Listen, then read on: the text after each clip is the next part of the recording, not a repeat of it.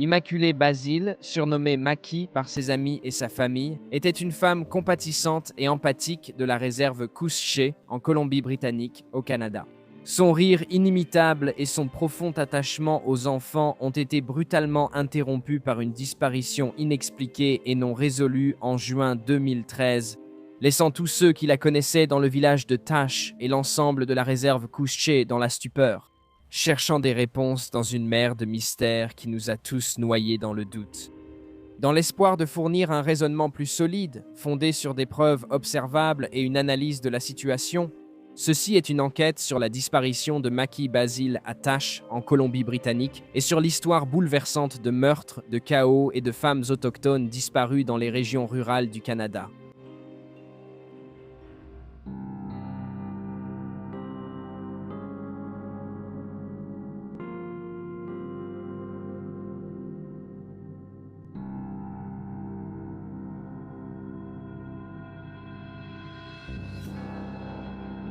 Voici Cold Case Detective.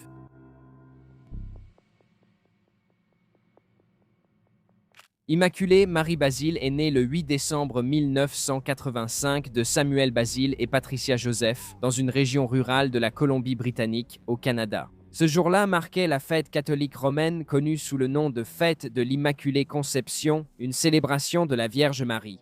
Samuel pensait qu'il n'y avait pas de nom plus approprié pour sa petite fille nouveau-née qu'un nom évoquant cette fête, et Immaculée reçut ainsi son prénom. Il n'a pas fallu longtemps pour que le surnom Maki apparaisse, et la nouvelle membre de la famille Basile fut accueillie avec une identité naissante. Maki et sa famille ont grandi à Tash, en Colombie-Britannique, un village des Premières Nations situé dans les vastes forêts rurales du Canada. La ville appartenait à la nation Tlasdan sur la réserve Couche, où un groupe de peuples autochtones se nommait Dakel, ce qui se traduit par « ceux qui voyagent sur l'eau ». Il n'y avait qu'une seule route pour entrer et sortir du village, qui comptait seulement 400 habitants. Reposant sur le lac appelé Nac Albon, également connu sous le nom de lac Stewart, la communauté soudée de Tash passait ses étés à cueillir dans les montagnes et à pêcher dans le lac. Les hivers étaient d'une grande froideur et les sources de chaleur étaient rares, mais les habitants de ce lieu tenaient bon et survivaient tant bien que mal.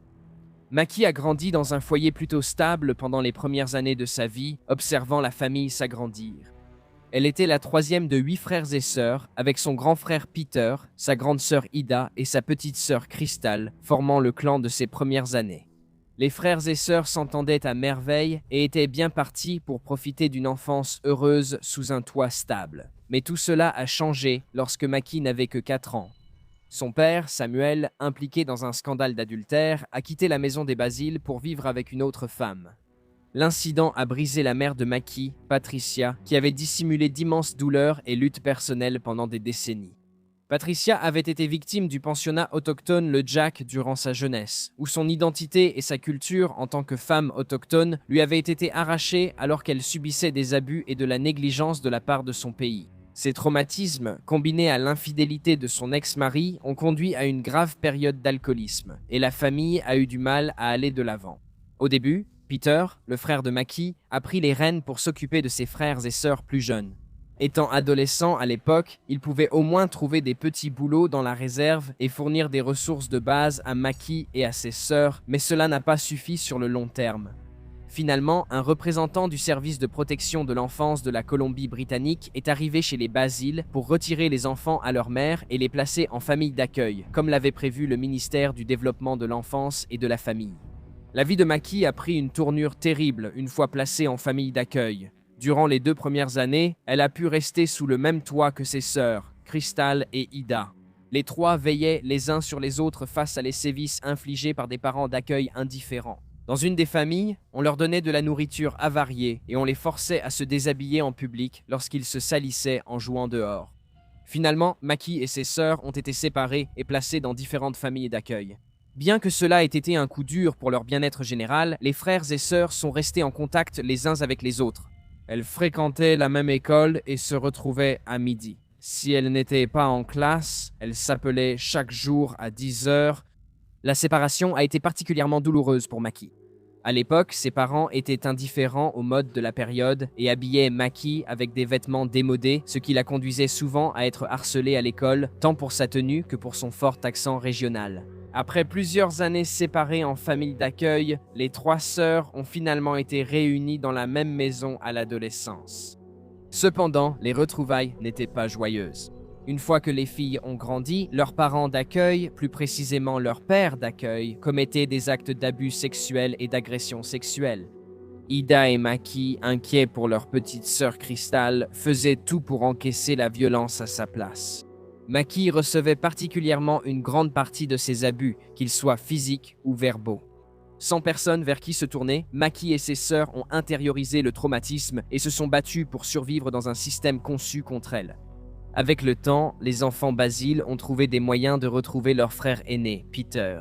Maki, Ida et Crystal séjournaient parfois des semaines à l'hôtel plutôt qu'en foyer, utilisant leur argent de poche pour prendre le bus et rendre visite à Peter au nord.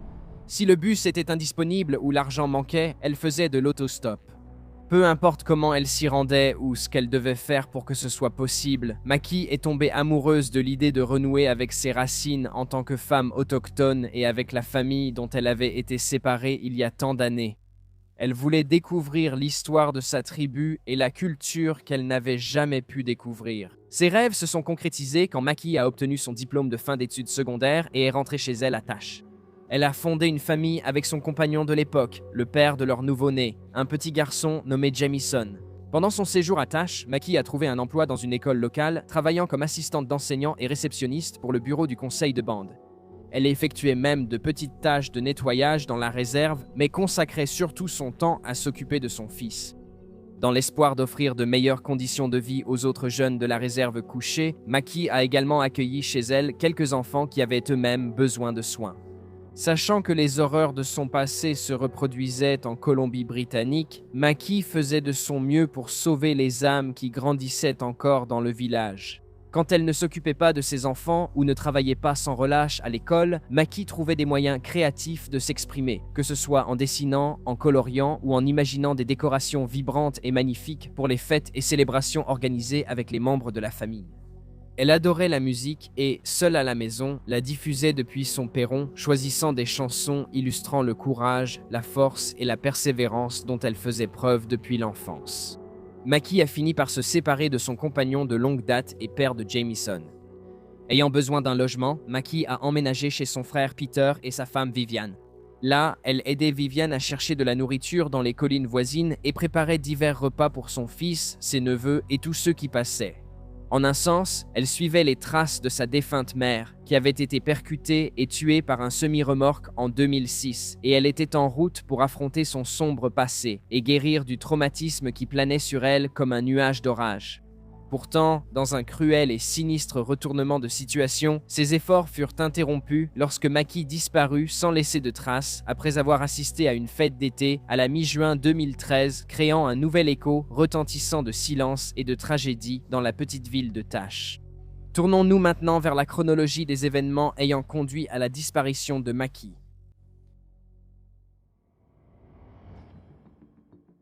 En 2012, Maki Basile et son petit ami de plusieurs années se sont séparés après avoir vécu ensemble avec leur nouveau-né, Jamison. Maki emménage chez son frère et sa belle-sœur tout en gardant la garde exclusive de son fils. Même si elle n'est pas à plein temps chez Peter, c'est là qu'elle passe la majeure partie de son temps libre, sortant rarement et restant fidèle à son tempérament introverti. Avançons jusqu'en juin 2013, environ une semaine avant la fête des pères. Maki demande à Peter de s'occuper de son bébé à plusieurs reprises en promettant de revenir. Ce à quoi elle fait référence n'est pas tout à fait clair, mais Peter sent une irritation ou une anxiété monter à la surface chez Maki. Quelques jours plus tard, le vendredi 13 juin, Maki part faire du shopping avec Peter et Viviane. Là-bas, ils font des courses, y compris 2 bouteilles de vodka de 26 onces que Maki demande à Peter d'acheter pour une fête ce soir-là parce qu'elle a égaré sa pièce d'identité.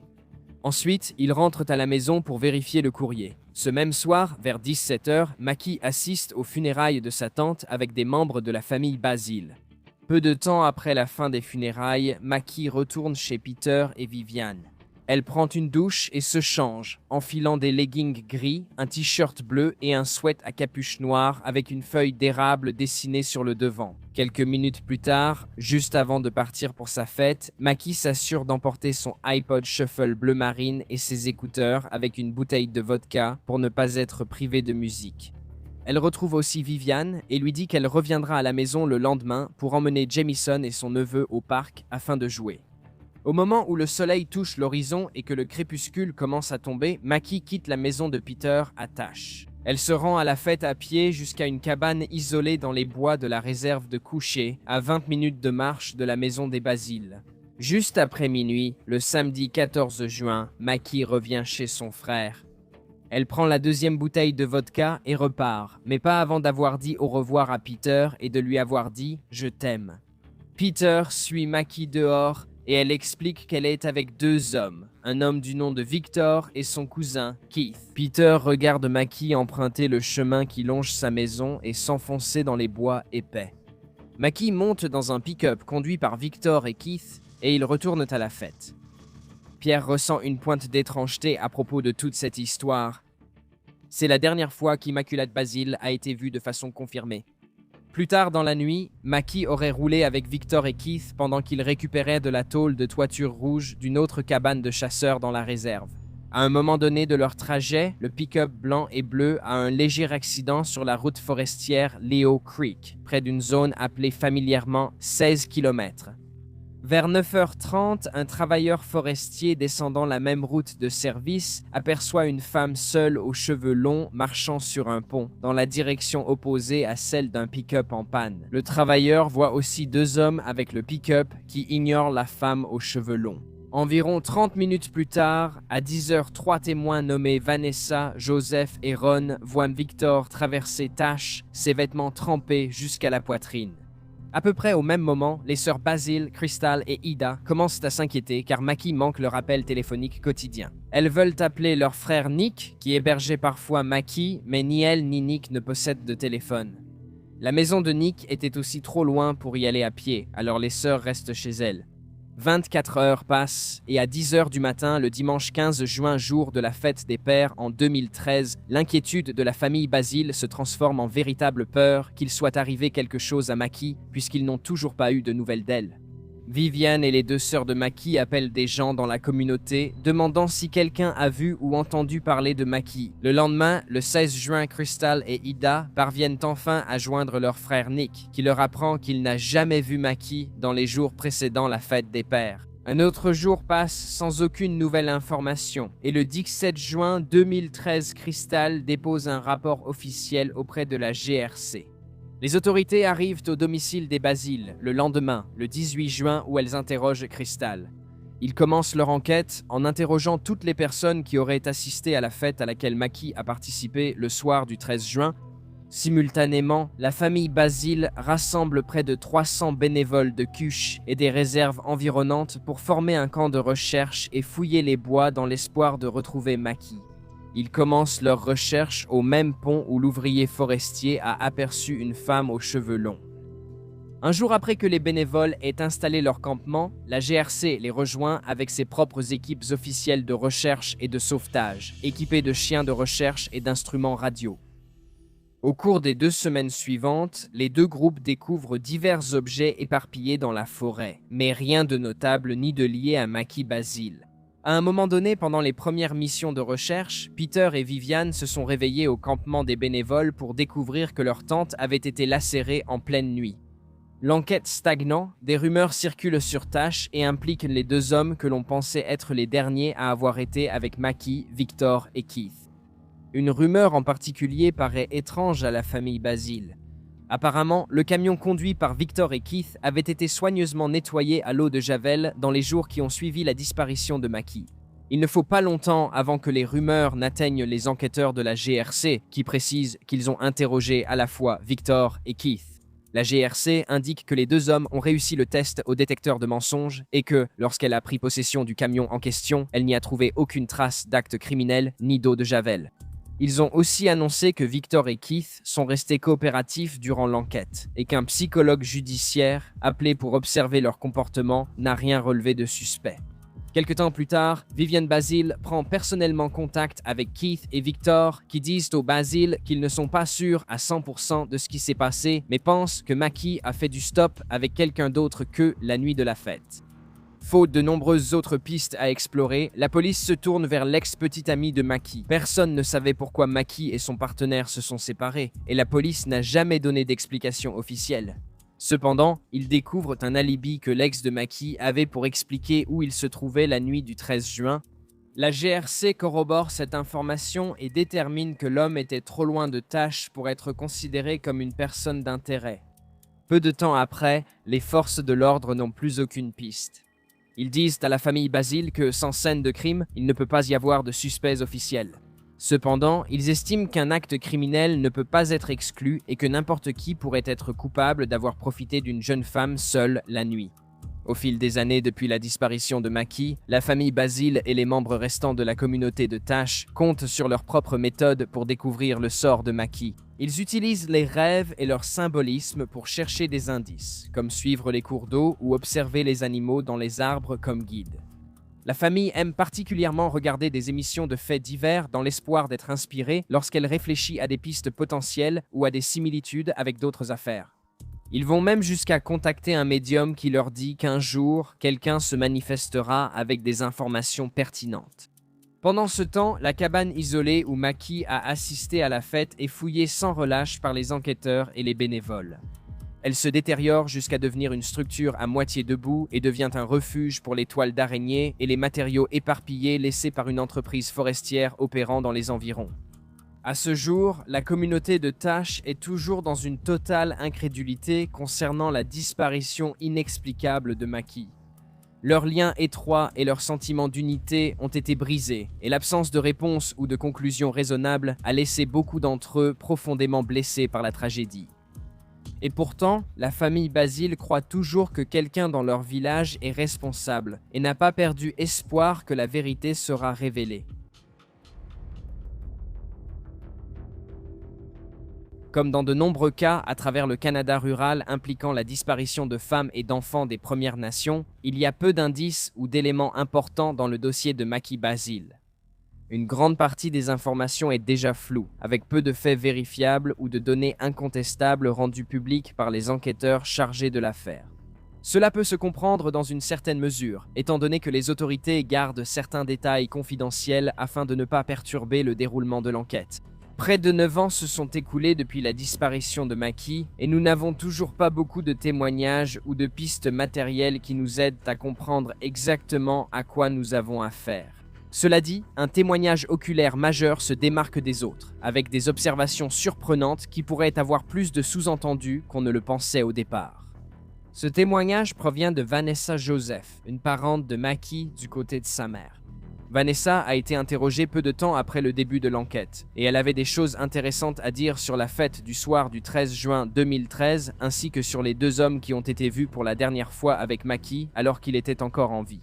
Vanessa a déclaré que, même si elle ne connaît pas le nombre exact de personnes présentes à la fête dans la cabane isolée ce soir-là, elle en est convaincue. Elle a précisé qu'il s'agissait surtout des cousins de Mackie et d'autres membres de la famille, tous issus d'un cercle restreint où chacun se connaissait.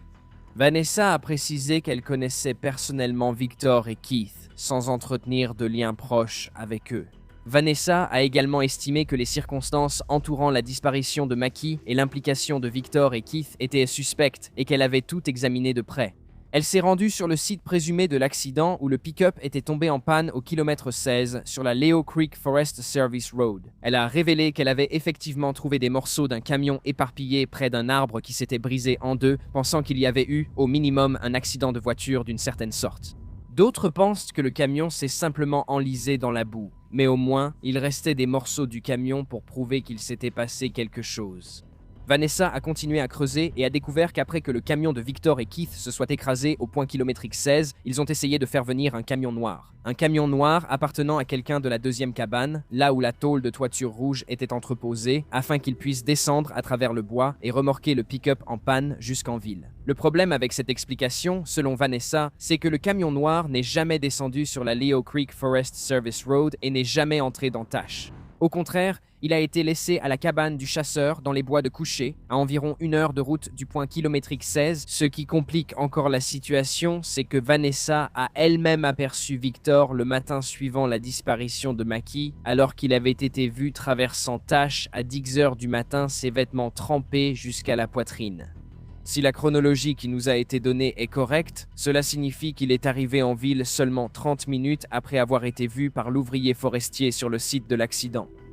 Donc, si le camion noir à la cabane n'est jamais descendu pour remorquer le pick-up en panne, comment Victor a-t-il pu arriver au centre-ville de Tash aussi rapidement et pourquoi était-il trempé? Si un passant lui avait proposé de le conduire en ville, pourquoi ne l'aurait-il pas amené directement à sa destination au lieu de le forcer à marcher avec des vêtements mouillés, ce qui est une question en soi? Qu'est-ce qu'il faisait pour être trempé de la tête aux pieds? S'ils étaient coincés dans la boue, il n'y a aucun témoignage corroborant précisant que ces vêtements étaient sales ou couverts de boue. Malheureusement, bien que le témoignage de Vanessa soit remarquable et laisse planer des soupçons, il complique l'enquête au lieu de l'éclaircir. Depuis, elle affirme penser que tous les impliqués ont été correctement interrogés par la police et qu'elle ignore qui pourrait être responsable, malgré ses propos sur Victor et Keith. Il va sans dire qu'elle n'est pas la seule. Tournons-nous maintenant vers les théories les plus en vue pour expliquer la disparition d'Immaculate Basil. Pour mieux comprendre les théories entourant l'enquête de Maki, il est important d'examiner de plus près la géographie de Tash et la nature de la Colombie-Britannique rurale dans son ensemble. Tash se trouve sur les rives nord du lac Stewart en Colombie-Britannique, dont le nom officiel est lac Nakalban. Le carrefour le plus proche et le plus densément peuplé est Fort St. James, à 45 minutes au sud de Tash, relié à la réserve par Tash Road et la route 27. Entre ces deux endroits, on trouve de nombreux lacs, de petits étangs, des rivières interconnectées et des coteaux offrant des étendues infinies de nature sauvage. Si une zone n'est pas occupée par des structures artificielles ou des plans d'eau, elle est recouverte d'arbres. Il n'y a ni prairies, ni plaines, ni grandes étendues ouvertes. Tout est recouvert par le manteau de la forêt. En raison de la forte densité forestière et du caractère rural, seules les grandes industries près de Tash sont la sylviculture, l'exploitation forestière et minière. Une voie ferrée inactive traverse également la région, mais elle a cessé de fonctionner bien avant la disparition de Maki Basil. Compte tenu du manque d'emploi et de l'isolement de la réserve Coucheux et des communautés environnantes, il est très possible que l'environnement lui-même soit responsable de la disparition de Maki. Une théorie populaire, partagée par certains, y compris les enquêteurs de la GRC, est que Maki a disparu à la suite d'une attaque d'animal. Quelques-unes des espèces qui considèrent les régions rurales de la Colombie-Britannique comme leur habitat naturel sont les loups gris, les coyotes, les cougars, ainsi que les ours noirs et les grizzlies. Ce sont tous des prédateurs distincts qui, s'ils ont faim ou sont provoqués, sont connus pour attaquer et tuer des humains dans certaines circonstances. Ainsi, il est raisonnable de penser que si Maki marchait seule à travers les arbres sous le ciel nocturne, elle aurait pu ne pas remarquer un prédateur tapi derrière elle, ou pire encore, une meute de loups ou de coyotes. Peut-être que Maki était tombée sur un ourson et que la mère protectrice était à portée pour défendre son petit. Rappelez-vous, Maki était passionnée de musique, et il est bien connu qu'elle avait son iPod Shuffle et ses écouteurs avec elle la nuit où elle a disparu. Si elle devait parcourir une longue distance, elle écoutait très probablement de la musique pour se sentir moins seule ou se réconforter pendant les périodes de solitude et d'isolement. Cela l'aiderait aussi à combattre cette sensation étrange de marcher dans une forêt dans l'obscurité. Si elle avait monté sa musique au point d'annuler les bruits extérieurs, elle n'entendrait jamais un animal s'approcher. Prenez en compte la nature furtive et silencieuse de la plupart des prédateurs, et tout cela réunit les conditions d'un incident horriblement tragique. Le problème avec l'hypothèse d'une attaque animale dans cette affaire, c'est l'absence totale de preuves qu'un tel incident aurait laissé. Si Maki avait été attaqué par un cougar ou un ours, il y aurait eu des objets laissés derrière, très probablement des traces de peau, de sang ou d'os éparpillés dans la forêt. Bien que les bois autour de Tash soient vastes et apparemment sans fin, d'innombrables missions de sauvetage ont fouillé chaque centimètre carré dans un rayon de 20 km autour de l'endroit où Maki a été vue pour la dernière fois. Les animaux tuent par instinct. C'est dans leur nature de chasser et d'emmener leur proie dans un endroit isolé pour la manger, seule ou en meute. Ils ne sont pas programmés pour nettoyer après leur passage, ni pour consommer entièrement un cadavre. Il resterait des fragments d'os, sans parler des vêtements que Maki portait. Tous les tissus et objets personnels retrouvés dans ces forêts reculées de Colombie-Britannique ont été analysés scientifiquement pour une correspondance ADN avec Maki, sans jamais de résultat positif. Bien que cela ne soit pas complètement exclu, il n'y a tout simplement pas assez d'indices pour suggérer une rencontre avec un animal ou un accident. Une autre théorie avancée est la possibilité que Maki ait disparu de son propre gré, que ce soit pour s'enfuir et commencer une nouvelle vie, ou éventuellement mettre fin à la sienne par suicide. Il n'y a pas beaucoup de preuves circonstancielles pour étayer cette théorie, si ce n'est qu'il existe peu d'autres explications quant à la façon dont quelqu'un pourrait disparaître sans laisser de traces. Certains évoqueraient le comportement de Maki dans les mois et les jours précédant le 13 juin. Elle a brusquement quitté une longue relation avec le père de son fils, sans jamais expliquer comment ni pourquoi à sa famille ou ses amis proches. Elle a également demandé à son frère et à sa sœur de s'occuper de son fils à des moments inhabituels, et elle a dit spécifiquement à Peter « Au revoir, je t'aime » 2 fois le soir de son départ. Pour certains, cela ressemblait à une manière subtile de faire la paix avec ses proches avant de partir définitivement. Certains diront que Maki n'aurait pas pu se suicider ni partir sans prévenir en raison de l'amour inconditionnel qu'elle avait pour son fils et les enfants dont elle s'occupait, y compris son neveu. La triste vérité, c'est que pour certaines personnes qui cherchent à se suicider ou à se faire du mal, il n'importe pas toujours qui ou quoi est présent dans leur vie pour leur apporter de l'amour ou du bonheur. Qui peut dire que Maki ne luttait pas contre des tourments intérieurs liés à sa situation? Et si elle avait dû fuir pour sa sécurité, si quelqu'un avait menacé elle ou son fils si elle ne partait pas? Ce sont des scénarios tirés par les cheveux qui arrivent rarement, du moins à la connaissance du public, mais ils méritent d'être pris en compte. Et même s'il y a parfois des signes d'idées suicidaires chez les personnes qui envisagent de mettre fin à leur jour, il n'existe aucune règle ou directive précise pour repérer ces personnes dans une foule. Il y a des personnes qui semblent parfaitement heureuses et en paix avec leur vie, mais qui en réalité mènent des combats intérieurs et finissent quand même par mettre fin à leur jour. Maki aurait pu être l'une de ces personnes. Elle a enduré des années d'abus, d'agression et de négligence. Elle a été abandonnée par son père et parfois, lorsque les angoisses d'abandon marquent les gens pendant l'enfance, ces mêmes insécurités continuent de les habiter à l'âge adulte. Ceux qui souffrent de la peur de l'abandon finissent souvent par abandonner les autres plus tard dans la vie, non pas parce qu'ils sont cruels ou qu'ils veulent faire souffrir leurs proches, mais parce qu'en abandonnant quelqu'un en premier, ils éliminent la possibilité que cette même personne les abandonne plus tard. Au final, il est impossible de le savoir, et si cela ne vient pas directement de Maki elle-même, les théories du suicide ou de la fuite consentie ne sont rien de plus que des suppositions. La troisième théorie, qui semble la plus logique à nos yeux et aux yeux de ceux qui sont impliqués dans l'affaire, est que Maki a été victime d'un acte criminel dans les premières heures du 14 juin 2013. Bien sûr, cette théorie soulève une question essentielle. Si un ou plusieurs individus sont responsables, alors qui est à blâmer pour la disparition de Maki Basile? Les possibilités les plus évidentes sont Victor et Keith, ne serait-ce que parce qu'ils sont les 2 dernières personnes qui auraient vu Maki vivante. Leur témoignage situe Maki au repère du 16e kilomètre sur la Leo Creek Forest Service Road, à la tombée de la nuit le 14 juin, s'éloignant du pick-up qu'ils ont accidenté alors qu'ils se rendaient à une cabane de chasse pour chercher des provisions. On ne sait pas publiquement pourquoi elle a quitté les 2 hommes, mais après tout, il se peut qu'elle ne leur ait pas dit non plus. Les hommes ont dit qu'après l'accident, Maki est partie à pied pour essayer de faire de l'autostop et rentrer chez elle ou trouver un autre moyen de transport. Il n'est pas clair à quelle heure tout cela se déroule dans la version des faits des hommes.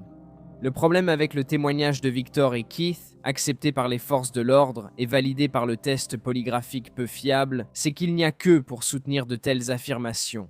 Il n'y avait aucun témoin de la situation de l'accident de voiture, à part l'ouvrier forestier qui n'a pas pu identifier la femme qu'il a vue comme étant Immaculate Basile, ni définir précisément ce qui n'allait pas avec le camion sur le bord de la route.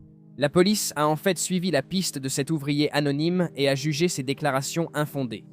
Pour compliquer encore les choses, il faut dire que Victor n'avait pas vraiment un passé très reluisant. Non seulement il était bien plus âgé que son homologue Case et que Maki Basile elle-même, mais Victor n'était pas non plus un résident de tâche et avait un casier judiciaire plutôt long.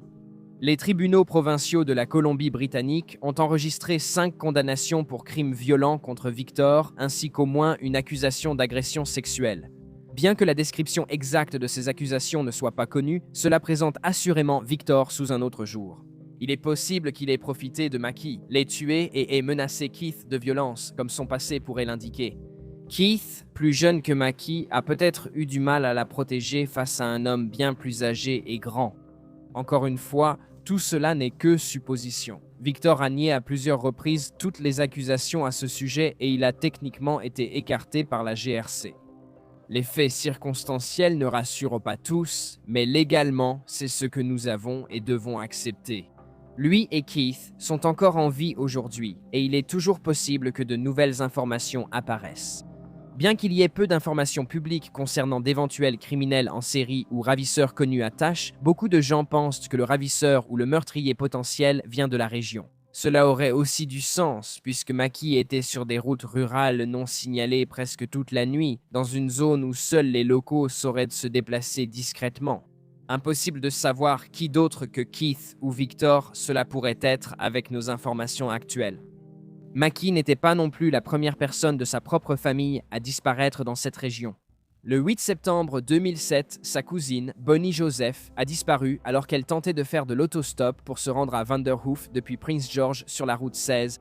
Bien que Bonnie ait très probablement été victime d'un autostoppeur au hasard, cela montre à quel point ce type de crime arrive fréquemment aux femmes des Premières Nations partout au Canada, en particulier le long de la route 16, surnommée la route des larmes.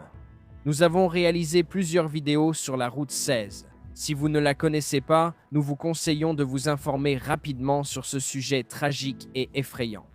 Pour résumer rapidement, la route des larmes est un tronçon de 725 km, en particulier la route 16 qui relie Prince George à Prince Rupert en Colombie-Britannique. Depuis 1970, un nombre disproportionné de femmes et d'enfants autochtones y ont disparu ou ont été assassinés à des taux bien plus élevés que ceux des autres groupes démographiques et des autres régions du Canada. Il convient de noter que Tash est situé à plus d'1 heure de route au nord de la route 16 et en raison de l'accès isolé de la réserve Couget et des communautés environnantes, il n'y a pas beaucoup de gens de l'extérieur ou de passants qui se rendent jusqu'à Tash.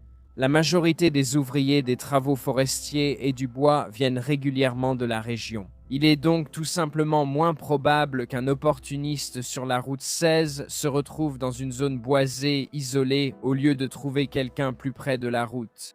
Cela n'exclut pas que Mackie ait pu d'abord faire de l'autostop jusqu'à Fort St. James, puis être capturé par un autre autostoppeur dans des quartiers plus louches. Mackie avait effectivement l'habitude de faire de l'autostop comme moyen de transport, et sa propre sœur, Crystal, a failli être victime d'un crime lié à l'autostop à peu près à la même époque. Elle essayait de trouver un moyen de retourner de Fort St. James à Tash lorsqu'elle a décidé de monter en autostop dans le pick-up de 2 hommes, un peu comme Mackie.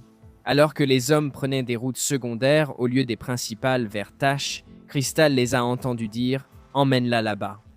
Heureusement, elle a pu les confronter, mais imagine si elle n'avait jamais entendu cette phrase. Il faut noter que ces hommes ne sont pas considérés comme suspects ni identifiés, mais cela illustre le contexte auquel les femmes font encore face aujourd'hui le long de la route des larmes et le nombre de figures suspectes dans les rues voisines. Comme pour les théories sur la fugue et l'automutilation, rien ne prouve que Mackie voulait faire de l'autostop cette nuit-là. Il n'était pas rare que Mackie passe la nuit ailleurs, mais si elle devait passer la nuit ailleurs, elle emportait toujours son sac de voyage avec elle. Le sac de voyage, contenant tout le peu d'argent que Mackie possédait, a été retrouvé dans sa chambre chez Peter Basile.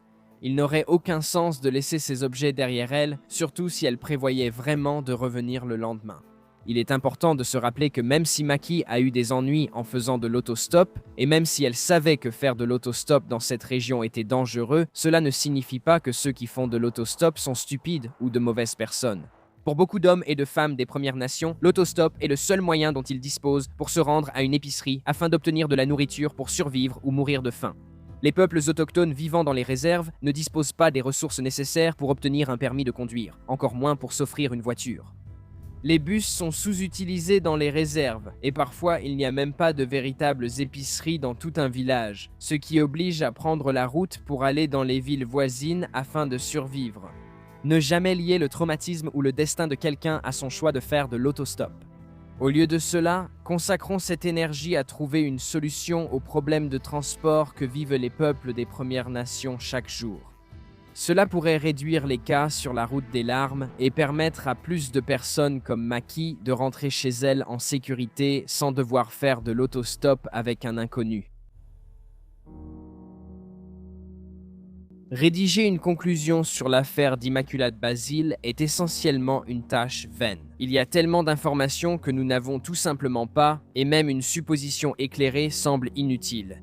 Avec seulement quelques témoignages à examiner et une chronologie générale sans images ni indices laissés derrière, le nombre de personnes d'intérêt reste trop vaste pour être exploré. Et cela, c'est si vous adhérez aux théories selon lesquelles il s'agit d'un acte criminel dès le départ. Alors que nous tentons de réduire la liste des suspects potentiels, nous sommes convaincus, tout comme la famille Basile, que si quelqu'un est effectivement responsable de la disparition de Maki, cette personne vient du village de Tash ou de ses communautés environnantes. En fait, nous irons même jusqu'à dire que les personnes en faute ont très probablement assisté à la même fête que Maki. La police dit avoir interrogé tous les participants à la fête, mais s'ils en avaient oublié un. Et si les participants avaient aussi manqué quelqu'un qui serait resté quelques minutes avant de suivre Maki ce soir-là jusqu'à ce qu'elle soit seule, celui qui a fait ça devait bien connaître la région pour échapper à la capture et être certain de ne laisser aucune trace d'elle. Il devait aussi avoir les connaissances ou ressources pour l'emmener assez loin de Tash pour que les équipes de recherche ne retrouvent ni son corps ni ses affaires. Bien qu'il ne soit pas impossible qu'un opportuniste séjournant à Tash ait décidé de l'enlever et de poursuivre sa route le long de la route 16, ils auraient dû être incroyablement chanceux pour ne pas laisser de traces dans une forêt rarement fréquentée par des étrangers. Nous espérons qu'à mesure que de plus en plus de personnes prendront connaissance de l'histoire de Maki Basile, d'autres témoins oculaires se manifesteront avec des informations sur la fête à laquelle elle a assisté le soir du 13 juin 2013. Quelqu'un sait quelque chose, et il n'est jamais trop tard pour se manifester et apporter un apaisement à la famille et aux amis qui les recherchent désespérément. Maki Basile ne s'est pas volatilisé sans raison. Il y a une raison derrière cela, et c'est à nous et à ceux qui sont encore là de découvrir laquelle.